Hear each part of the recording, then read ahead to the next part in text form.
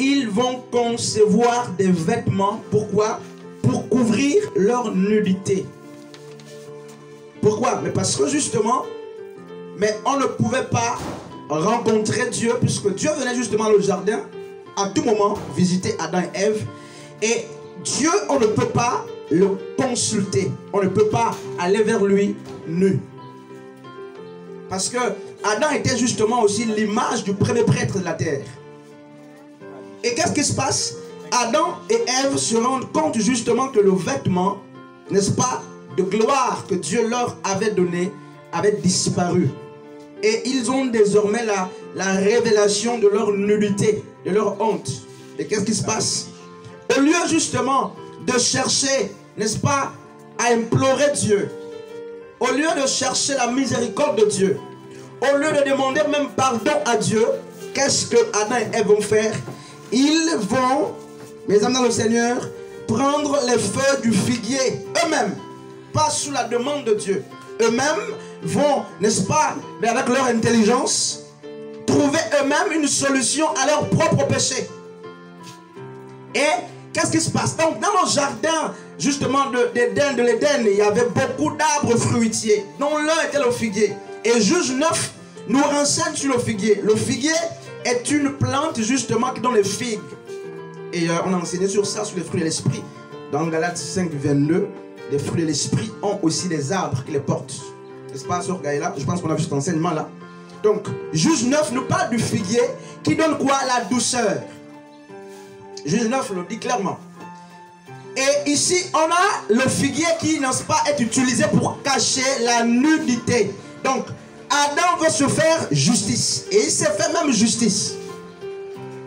Donc, il avait déjà notre vêtement conçu. Et qu'est-ce que la Bible dit au verset 8? Alors, ils entendirent la voix de l'Éternel Dieu qui parcourait le jardin vers le soir. Vous voyez? Et l'homme et sa femme se cachèrent loin de la face de Dieu. Regardez. Pourquoi se cachent-ils? C'est vrai qu'ils ont la culpabilité d'avoir péché. Mais en réalité, Adam et Ève ne devaient plus se cacher puisqu'ils ne sont plus nus. Puisque la nudité a été couverte par les feuilles. Où est donc, n'est-ce pas, la raison qui les amène à se cacher? Vous voyez? Donc l'homme quand même se cache, malgré le vêtement de justice qu'il s'était fait, n'est-ce pas, lui-même. Il avait conçu la justice lui-même. Mais il se rend compte que Dieu arrive. Qu'est-ce qui se passe? Il se cache. Alors, verset 9, la Bible dit, mais l'Éternel Dieu appela l'homme et lui dit, où es-tu? Et frères et sœurs, c'est la question. J'aime vraiment cet enseignement de où es-tu là. C'est la question que Dieu pose chaque fois que nous sommes dérobés, chaque fois que nous sommes détournés.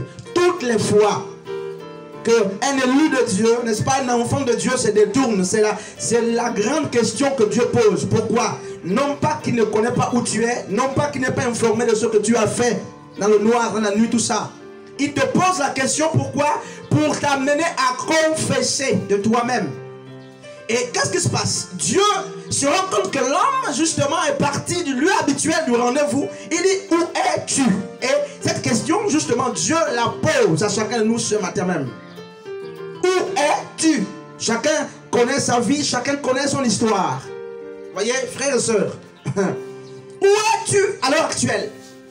Alors, certains diront, je suis dans l'adultère, je suis dans les commérages, je suis dans le péché, dans le mensonge, dans les soupçons, dans les accusations. Chacun peut répondre dans son propre cœur là. Où es-tu? Chacun a quelque chose à dire à Dieu ce matin. Frère, je vous dis, hein. Il dit, Christ, où es-tu? Ève, où es-tu? Adam, où es-tu? Naomi, où es-tu? Gaëla, où es-tu? C'est la question que Dieu te pose. Parce que justement, mais tu as fui le lieu de la rencontre. Maintenant, écoutez Adam, il répondit, verset 10. J'ai entendu ta voix dans le jardin et j'ai eu peur parce que je suis nu. Frère, mystère. Adam s'était désormais couvert, ce que la Bible dit, à partir du verset 7 et 8. Mais quand Dieu vient, Adam se rend compte qu'il est nu à nouveau. Un sœur. Est-ce que quelqu'un suit? Sœur Gaëla, tu comprends là?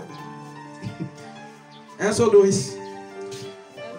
Et qu'est-ce qui se passe? Mais justement, Ésaïe 64, 5 vient répondre à Genèse 3 à partir du verset, n'est-ce pas, 10. Ésaïe dit là, notre justice est comme un vêtement vêtements souillés. Donc notre propre justice, n'est-ce pas, est comme un vêtement transparent qui ne peut pas cacher notre nudité auprès de Dieu. Et j'imagine que la présence de Dieu a fait éclater le vêtement de justice qu'Adam s'était confectionné. C'est pourquoi il réalise que, mais où sont passées les feuilles de figuier, n'est-ce pas? Et rappelez-vous que la Bible est claire, mes amis, ça c'est une révélation. La Bible dit quoi? La Bible dit dans le psaume 1er, dans Jérémie 7 aussi, et dans Apocalypse 22, la Bible dit quoi? La Bible dit que les fruits sont utilisés pour la restauration des âmes, n'est-ce pas? Et les feuilles sont utilisées pour la guérison. Donc les fruits, frères et sœurs, les feuilles sont les dons spirituels. Je vais enseigner sur ça une fois. Et regardez Adam, ce qui se passe c'est quoi? Adam pêche. Au lieu de chercher les fruits de l'esprit, il fait recours aux feuilles du figuier qui sont aussi la représentative des dons spirituels pour vouloir cacher sa nudité. Maman Canel, vous voyez? Donc nous sommes à l'heure actuelle à l'image d'Adam et Ève qui, mes amis, veulent cacher. Adam et Ève ont caché leur nudité par les feuilles. Les feuilles, ce sont les dons spirituels. Et regardez nos églises là, regardez-nous là, regardez comment autour de nous le mal, n'est-ce pas, nos cœurs sont incirconcis, le péché nous envahit. En fait, nous sommes pour la plupart des temps au service de Satan. Parce que quand tu mens là, tu sers Satan. Quand tu accuses, tu fais l'œuvre de Satan justement. Et qu'est-ce qui se passe? Au lieu de chercher à cultiver le pardon, la repentance, l'humilité auprès de Dieu, d'avouer nos péchés, nos fautes, mais qu'est-ce qu'on fait? On court vers le figuier, vers les feuilles pour cacher notre nudité. Alors on prend le don de prophétie pour maquiller notre nudité. Et c'est ainsi que le prophète qui a péché, qu'est-ce qu'il fait? Au lieu de s'humilier devant Dieu, il fait quoi? Il cherche les dons. Le don qu'il a, il le prend pour vouloir cacher sa honte. Les chantres qui aiment bien chanter, qui ont le don là justement, vous avez péché, au lieu de chercher à s'humilier, qu'est-ce qu'on fait? Mais on chante bien. Et justement, le don va cacher, masquer notre mal. Regardez, un homme très sage de la Bible, Salomon. La Bible dit que c'était un homme très, très sage. Et à son temps, il n'y avait pas d'autres comme lui. La Bible dit que cet homme a quand même écrit Ecclésiaste 16, 12 plutôt. Il dit, jeune homme, réjouis-toi dans ta jeunesse. C'est ça. Il dit, livre-toi au penchant de ton cœur. Ça veut dire quoi? Littéralement, c'est livrer au penchant, c'est quoi? C'est faire tout ce qui nous semble bon. C'est ce que Salomon dit. Il dit, abuse-toi. Prends les femmes, prends les maris, prends les hommes, va dans le vagabondage, amuse-toi bien. Ok. Mais dis-toi qu'un jour tu comparaîtras devant le tribunal de Dieu. C'est ça le problème, frère, c'est la conclusion. Il dit amuse-toi, va avec les femmes, même avant de parler de la maladie qui peut t'attaquer, avant tout ça. Il dit, dis-toi qu'un jour, tu comparaîtras devant un tribunal, n'est-ce pas, blanc, le grand tribunal de Dieu, n'est-ce pas, pour être jugé. Et là, la Bible dit que, n'est-ce pas, Dieu va mettre en lumière tout ce qu'on a fait dans le secret. Et quand on parle du secret, mes amis, et le cœur, les pensées de cœur, Dieu va leur donner une forme pour qu'on les voit, n'est-ce pas? Et la piété qu'on voyait sur la sœur, Dieu va nous montrer finalement que la sœur n'était pas de la piété, par exemple. Le tribunal de Dieu. Je vous dis, hein. On va chauffer, je vous dis. Ça va être grave. Donc, les critiques qu'on n'a pas pu matérialiser, donner un corps, Dieu va les sortir au vu sur tout le monde comme ça. Voici tes œuvres. Donc, les mystères cachés là, les iniquités cachées dans les cœurs, toutes les pensées, tout ça, Dieu va les exposer. Et regardez, frère, que nous sommes en train de vivre justement le temps de la fin. N'est-ce pas? Et les enseignements véritables sont en train de disparaître. Les enseignements qui amènent l'homme, n'est-ce pas, à revoir sa condition pour préparer justement le retour du maître sont en train de disparaître. Trop de distractions. Regardez, Ésaïe, Romains, Hébreux 6, verset 1 dit quoi? L'auteur aux Hébreux dit quoi? Il dit renoncer. N'est-ce pas, si vous voulez, on peut le lire. On va lire quand même. Si quelqu'un n'a la page, vraiment on peut lire. Hébreux chapitre 6. À partir du verset 1er, c'est pourquoi, laissant les éléments de la parole de Christ. Écoutez, c'est un texte que le même frère branhamiste, j'avais suivi un frère branhamiste qui avait mal interprété ce passage. Il avait dit aux gens, ça veut dire que Jésus a dit, laissez-moi, tout ça, suivez quelqu'un d'autre. Vous voyez, ça m'avait vraiment, c'était une désolation.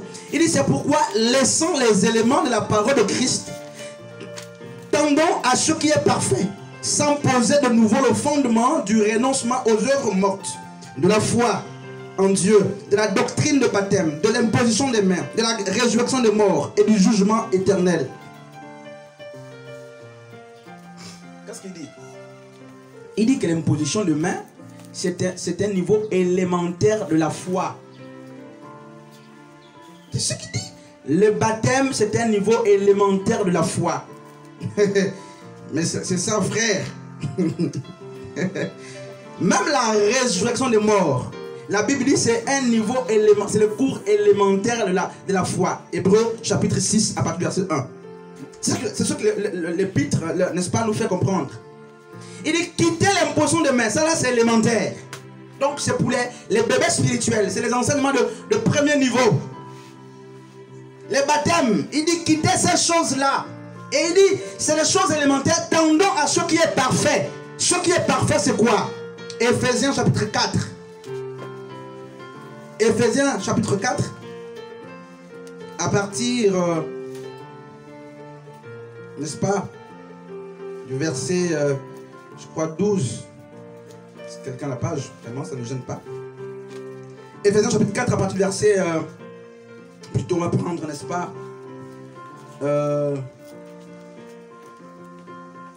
12 justement, non, 11. Et il a donné les uns comme apôtres, les autres comme prophètes, les autres comme évangélistes, les autres comme pasteurs et docteurs, pour le perfectionnement des saints en vue de l'œuvre du ministère et de l'édification du corps de Christ. 13, c'est le passage le plus important ici. Jusqu'à ce que nous soyons tous parvenus à l'unité de la foi et de la connaissance du Fils de Dieu, à l'état d'homme fait à la mesure de la stature parfaite de Christ. N'est-ce pas? Donc, la perfection, c'est la connaissance de Christ. C'est le fait qu'on ressemble à Christ. C'est pas l'imposition de main, le parler en langue, tout ça. Et bien Paul, l'épître, justement, l'auteur aux Hébreux, justement, a dit que ces choses sont élémentaires. C'est pas moi qui le dis. Ce sont des choses très élémentaires. Et il faut aller plus loin. N'est-ce pas? Il faut aller plus loin. Et c'est ce qui se passe aujourd'hui. Il y a des problèmes, mes amis dans le Seigneur, des vrais problèmes. Et plutôt que de chercher à ressembler, n'est-ce pas, à Christ, qu'est-ce qu'on fait? Eh bien, mes amis, nous on veut parler en langue. Voilà, les gens veulent imposer les mains. C'est grave, je vous dis. Les autres veulent, eh bien, frères et sœurs, l'heure est grave. Les autres veulent baptiser à nouveau. D'autres veulent chacun. En tout cas, c'est grave. C'est très grave. Hein, sœur, je ne sais pas, tu as quelque chose à dire? Sœur, ma sœur, qui me regarde bien. Sœur Doris, quelque chose à dire? Donc, ce qui est parfait, c'est quoi? C'est Christ. Et nous devons travailler pour ressembler à Christ. Écoutez, Christ ne va pas enlever une église qui n'a pas justement son image. C'est pourquoi, regardez ce qui se passe lorsque, n'est-ce pas, Adam et Ève pêchent. Ils perdent la gloire de Dieu. Dieu les chasse du jardin. Mais avant de les chasser, on connaît l'histoire. Dieu va prendre l'agneau, la peau de l'agneau, n'est-ce pas, pour les couvrir. Et Romains 13, 14, là-bas, la Bible dit revêtez-vous de Christ. En fait, cette peau de l'agneau, c'était le vêtement de Christ. D'après Jean 1, 29, Christ est l'agneau de Dieu qui ôte le péché du monde. N'est-ce pas? Mais quand même, Dieu va les chasser du jardin. Ils vont se balader comme ça avec la peau de l'agneau. C'était une prophétie, justement, qui annonçait, n'est-ce pas, la mort de Christ pour nous là, nous qui sommes l'église. Et mes amis, parmi justement les enseignements qui doivent, n'est-ce pas, faire partir de notre programme, parmi, n'est-ce pas, les éléments que nous devons en tant que chrétiens rechercher chaque jour, il y a un élément très important. On a dit, la finalité c'est quoi? Ressembler à Christ. C'est ressembler à Jésus, pas au pasteur, non. Ne pas ressembler à l'onction, avoir l'onction de quelqu'un à côté. Parce que l'onction, c'est l'Esprit de Dieu, n'est-ce pas, qui se déploie. C'est pas ça la finalité. La finalité, c'est que tu ressembles à Jésus. C'est que tu laves ta robe de sorte que tu sois comme Jésus. Dans le langage, dans l'amour, dans tout ce que tu fais, Jésus doit être présent. Mais pour y arriver, l'homme doit être mature. Pour y arriver, l'homme doit être mature. C'est pourquoi aujourd'hui, on va parler justement de 3 niveaux, n'est-ce pas? De 3 niveaux essentiels, n'est-ce pas? De la maturité, si vous voulez, de la croissance même. 3 niveaux essentiels. Et pour cet enseignement, j'aime vraiment cet enseignement-là que Dieu m'a donné là, n'est-ce pas? Frères et sœurs, pour comprendre cet enseignement, on va lire la parabole des semeurs. Et on va beaucoup discuter. On va vraiment discuter, n'est-ce pas? On va, voilà. Donc les 3 niveaux, je crois que c'est ça. Les 3 niveaux de quoi là? Voilà. De la maturité.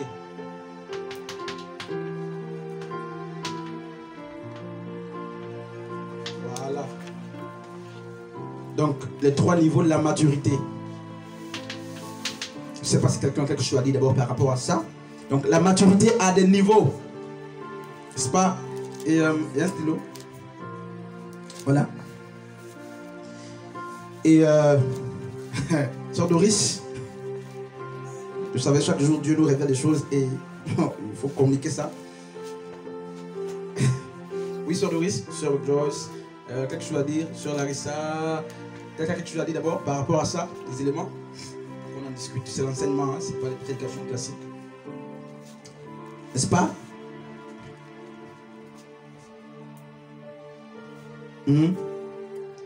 Donc, les 3 niveaux. N'est-ce pas? Je ne dis pas que c'est tout, hein, il y a d'autres niveaux. Mais pour moi, ce sont les niveaux, n'est-ce pas, de base. Les niveaux essentiels de la maturité spirituelle. Si vous voulez, de la croissance spirituelle ou de la maturité spirituelle. Voilà, pour comprendre justement cet enseignement, on va lire la parabole du semeur, d'Hébreux, Matthieu plutôt, chapitre 13e, à partir du verset 1er. Ce même jour, Jésus sortit de la maison et s'assit au bord de la mer. Vous voyez, la mer en hébreu c'est Yam, n'est-ce pas? La mer. J'ai toujours vraiment qu'on écrive. C'est Yam, c'est aussi Thalassa. Thalassa. La mer, en fait, c'est le monde. Voilà. C'est le monde. Voilà. Ça renvoie au monde, c'est le lieu du chaos aussi, n'est-ce pas? Voilà. Et remarquez que Jésus prenait toujours le soin d'enseigner au bord de la mer. C'était l'instruction qu'il donnait, n'est-ce pas? Et voilà. Et vous savez justement que notre marche, notre vie chrétienne est une embarcation sur l'océan, sur la mer, n'est-ce pas? Et il y a des flots, il y a des agitations, tout ça.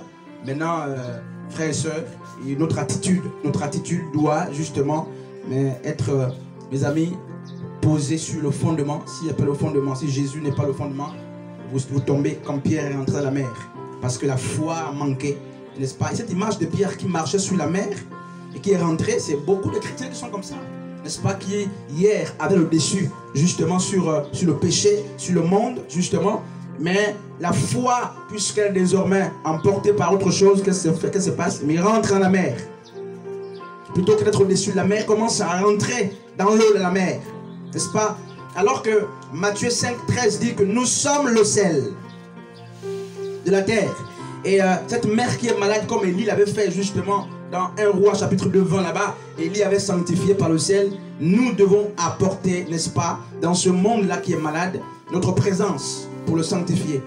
Et qu'est-ce qui se passe? Donc il est au bord de la mer pour instruire. Et nous sommes dans l'idée, vraiment, c'est la parole de semeur. Il dit, une grande foule s'était assemblée auprès de lui. Il monta dans une barque. Voilà. Et la barque, justement, c'est quoi? C'est, n'est-ce pas, la vie chrétienne, c'est le voyage. Tout ça, on connaît. Et il s'assit. Toute la foule se tenait sur le rivage. Il leur parlait en parabole sur beaucoup de choses. Et il dit, un semeur, voilà, sorti pour s'aimer. Un sort là. Tu as quelque chose à dire? Comme il semait, une partie de la semence tomba le long du chemin. N'est-ce pas? S'il te plaît, donne-moi l'effaceur là. Ma cannelle. On dit, Parce qu'avant même de parler de niveaux, on va d'abord voir les différents types de cœurs, justement. Ça, on a 3 niveaux. Il dit, la première semence, c'est, n'est-ce pas, le long du chemin. C'est le long du chemin. Et le long du chemin, c'est quoi? C'est un type de cœur. C'est un type de personne, justement. On va lire la parabole. Donc, il dit, il sortit pour semer, comme il semait une partie de la semence tomba sur le long du chemin, les oiseaux vinrent et la mangèrent. Une autre partie tomba, n'est-ce pas, dans les endroits pierreux. N'est-ce pas? Donc, dans les pierres. Dans les pierres. Voilà. Donc, il y a les pierres. Je crois qu'il y a un autre cœur là-bas. Notre partie tomba dans les endroits pierreux où elle n'a pas beaucoup de terre. Voilà. Elle leva aussitôt parce qu'elle se trouva, elle ne trouva pas un sol profond. Mais quand le soleil parut, elle fut brûlée et sécha, faute de racines. Une autre partie tomba parmi les épines. Voilà un autre cœur ici. Voilà. Les épines, n'est-ce pas? On va comprendre ça. Une autre partie tomba, n'est-ce pas, parmi les épines. Les épines montèrent et l'étouffèrent. Une autre partie tomba dans la bonne terre. Voilà. Vraiment? Donc, la bonne terre ici. Voilà les différents cœurs qu'on trouve dans le monde. N'est-ce pas? C'est-à-dire le monde naturel comme ça. 4 niveaux de cœur, 4 types d'espèces, 4 individus, 4 personnes, 4 comportements différents. Et qui, chacun vient là et veut qu'on mette la semence. Et ma soeur. Donc, chacun va se retrouver, on va expliquer la parabole. Parce qu'on parle justement des 3 niveaux de la maturité spirituelle. On va un peu comprendre cette parabole du semeur. Il y a des gens qui sont comme cela. Qui sont l'image du long du chemin. Et qu'est-ce que la Bible dit? La Bible dit, toute semence qui tombe ici justement, mais est mangée par les oiseaux. Je vais relire. N'est-ce pas, une partie tomba sur le long du chemin. Le long du chemin, les oiseaux vinrent et la mangèrent.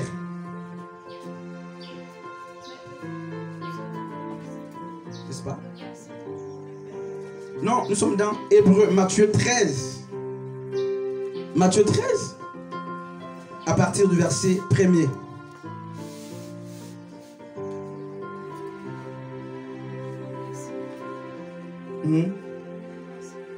À partir du verset 1er.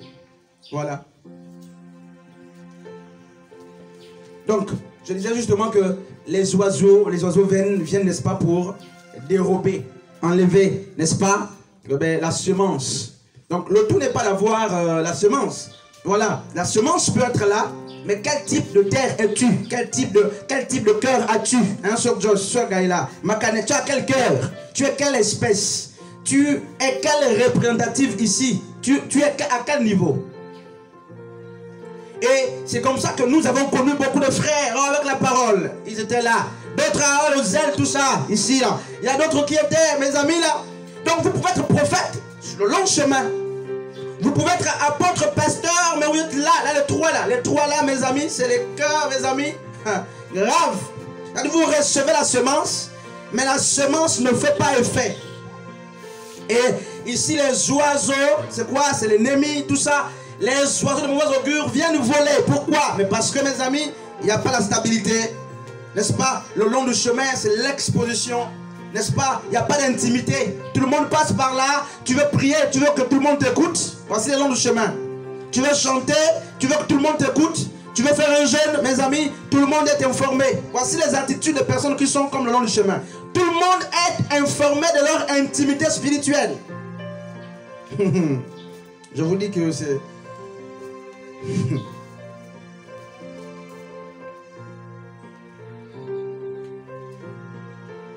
Et la Bible dit qu'au verset 19, lorsqu'un homme écoute la parabole du royaume, la parole du royaume, et ne la comprend pas, le malin vient et enlève ce qui a été semé dans le cœur. Et cet homme est celui qui a reçu la semence du long du chemin.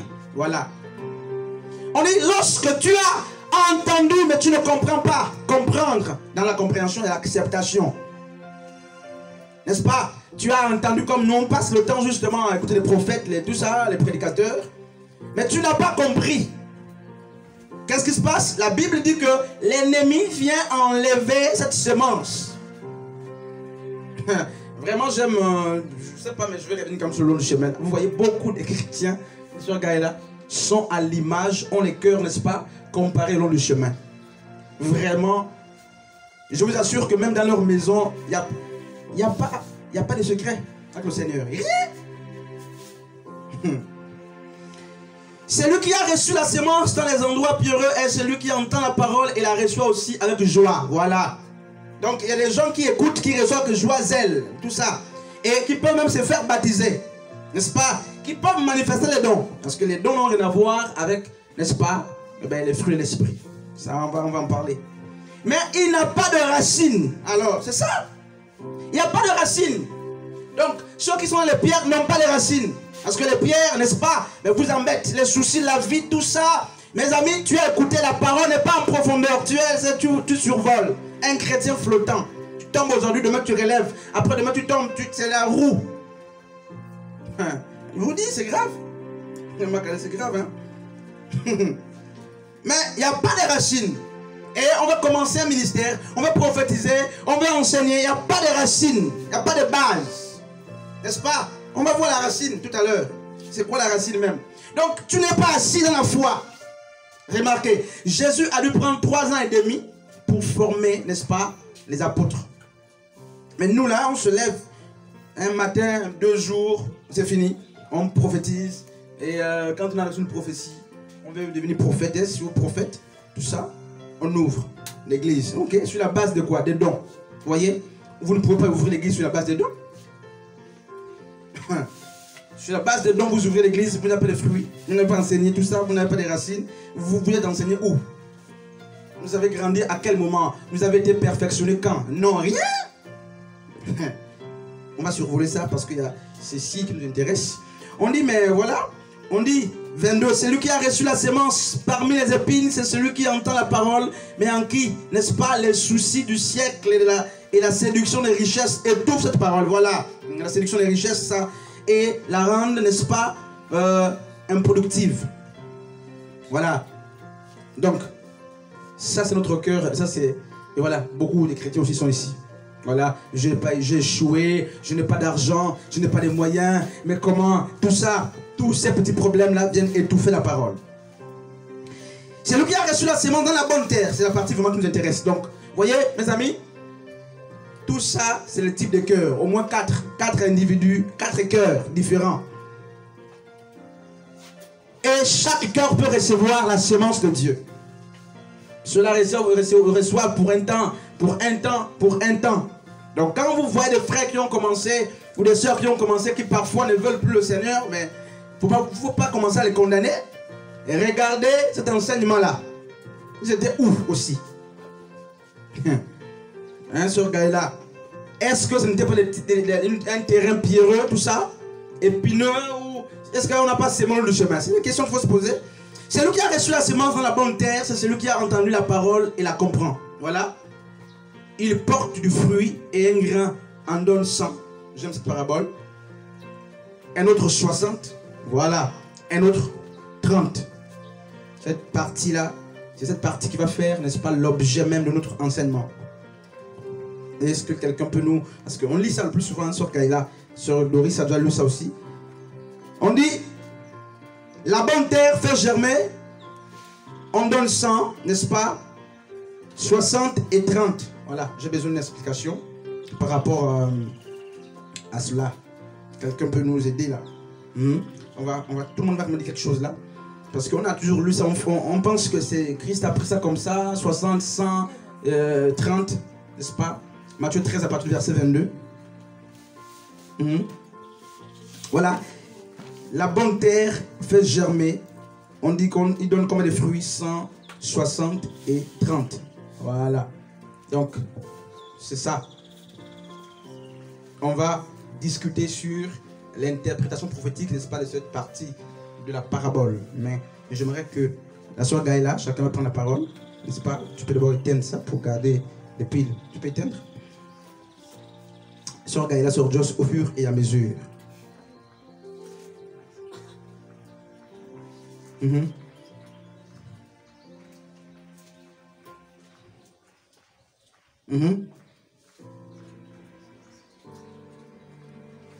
Voilà, Sœur Gaïla.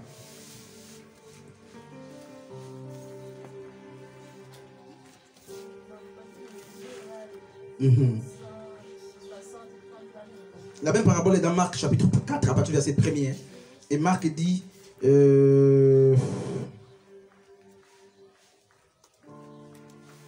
à partir du verset 1er, à partir du verset 8, on dit notre partie tomba dans la bonne terre et donna du fruit qui montait et croissait. Et elle rapporta 30, voilà, là-bas c'est mieux, c'est plus clair, on suit l'autre. 30, 60 et 100 pour un. Voilà. 30. On va vraiment travailler sur ça. Donc, sois là, c'est bon. Le reste là, toujours compris, ça met le 30, 60, 100 Ok. Sur 30. Sur Josh, 30 pieds. 30. On dit, il commence à donner 30. N'est-ce pas? On dit 30. Vraiment, c'est. On va 60 et 100. On dit pour 1. Voilà. C'est-à-dire que c'est ça. Est-ce que vous comprenez là?